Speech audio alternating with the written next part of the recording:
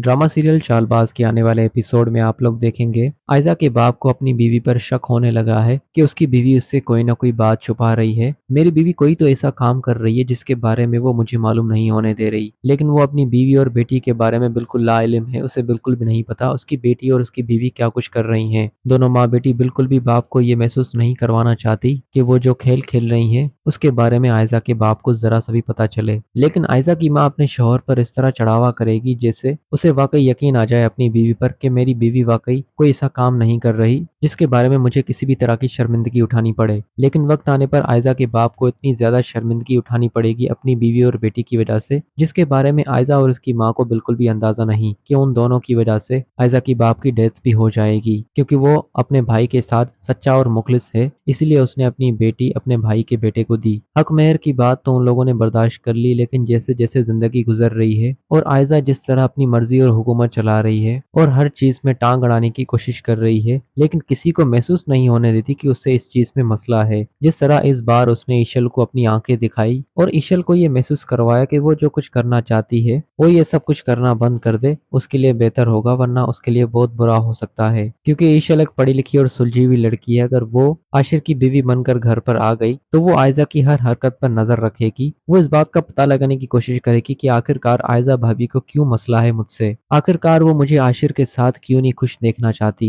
जिस दिन ईशल और आशिर की शादी होगी उस दिन घर में बहुत ज्यादा मसले हो जाएंगे और आयजा अपनी मीठी जबान का फायदा उठाकर सभी की नजरों में गिरा देगी ईशल को और सारे इल्जाम हर चीज पर ईशल को डाल देगी। घर में किसी भी तरह की प्रॉब्लम होगी तो उसका सारा इल्जाम आयजा ईशल पर डाल देगी और ईशल को सबकी नजरों में बुरा बना देगी, ताकि आशिर ईशल से नफरत करने लगे और नफरत में आकर उसको तलाक देकर उससे जान छुड़ा ले। यही सब कुछ करना चाहती है आयजा इस घर पर।